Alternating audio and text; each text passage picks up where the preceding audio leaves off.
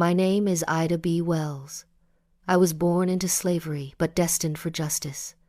I stood against the horrors of lynching, using my pen as a sword to expose the brutal truth to the world. As a journalist and co-founder of the NAACP, I never stayed silent in the face of racism. I traveled the globe demanding justice and equal rights for my people. My fight was never easy, but it was necessary. I believed then, as I do now, the way to right wrongs is to turn the light of truth upon them. Now, listen to the Griot's Canvas and subscribe.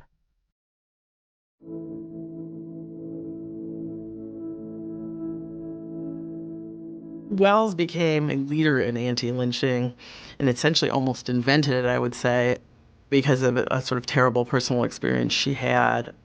It was a terrible lynching in Memphis in which 3 black men were killed, and one of them was a man named Thomas Moss, a local businessman as well as a local mailman who was a friend of Wells along with his wife.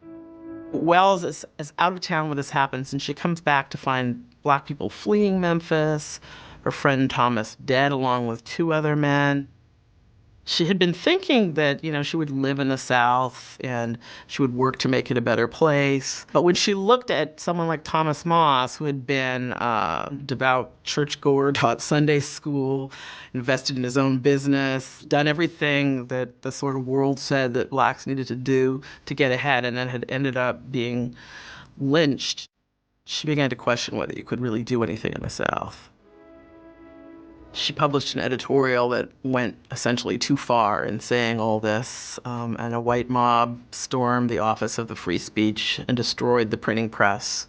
Wells was fortunate she wasn't there, but the mob left a note basically telling whoever was printing the newspaper that they should leave town and putting a death threat.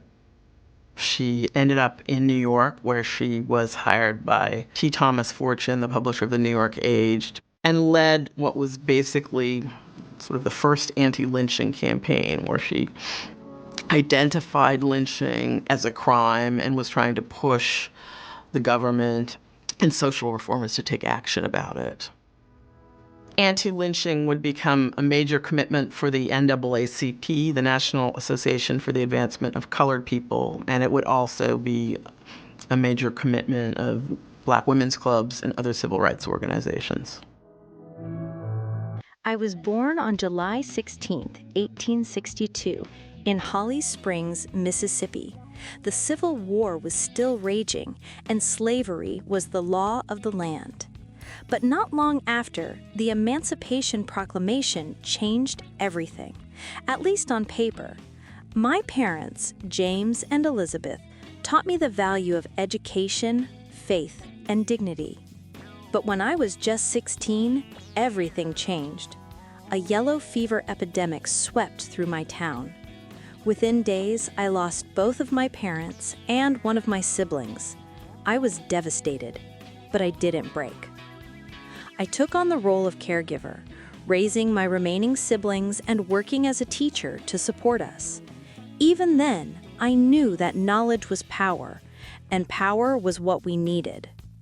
I began writing while I was still teaching, publishing articles in black newspapers under the name Iola. My words were sharp, unapologetic. I wrote about inequality in schools, discrimination on public transportation, and the countless ways we were denied dignity. In 1884, I was dragged off a train for refusing to give up my seat. I sued the Chesapeake and Ohio Railroad Company, and I won the case. Briefly, the decision was overturned, but the fire inside me only grew stronger. I became editor and co-owner of the Free Speech and Headlight, a black newspaper in Memphis. That paper became my weapon.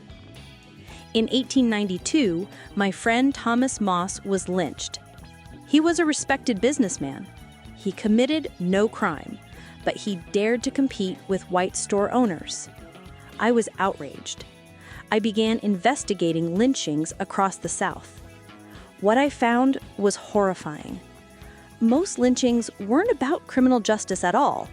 They were about punishing black success or controlling black lives through terror. I published my findings, named names. And for that, a white mob destroyed my newspaper office while I was out of town. I was warned never to return to Memphis. I didn't, but I never stopped writing.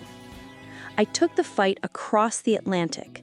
In 1893 and again in 1894, I traveled to Britain to speak about lynching in America. I stood in packed halls and told them what was happening. I held up the mirror to America's face, and I asked the world to look. People listened, committees formed, resolutions passed, and while it didn't stop the violence at home, it brought international shame to those who claimed to be a beacon of freedom. Back in the States, the threats continued, but so did I. I was a woman in a world that wanted me silent. I joined the fight for women's suffrage, but even there I faced racism. At the 1913 suffrage parade in Washington, I was told to march in the back, behind white women. I refused. I marched with my head held high. I fought for Black women to have a voice in every movement. I founded clubs and organizations, trained speakers, and organized communities. I challenged both racism and sexism, even when it meant standing alone. Later in life, I co-founded the NAACP, though I was often written out of its history. I married Ferdinand Barnett, a lawyer and fellow activist, and raised a family, but I never stopped fighting. I organized around housing, education, prison reform, and justice.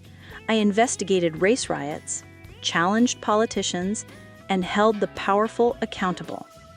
I was never just a journalist. I was a warrior with a pen. They called me a troublemaker, a liar, a danger to society. But I never feared the truth, because I knew truth was the only path to justice. Today, they teach my name in schools, raise statues in my honor. But remember, that honor was not given. It was fought for. If you want to honor my legacy, don't just remember me. Continue the fight. Use your voice. Write your truth. Stand up, even when you stand alone. Because silence is never an option.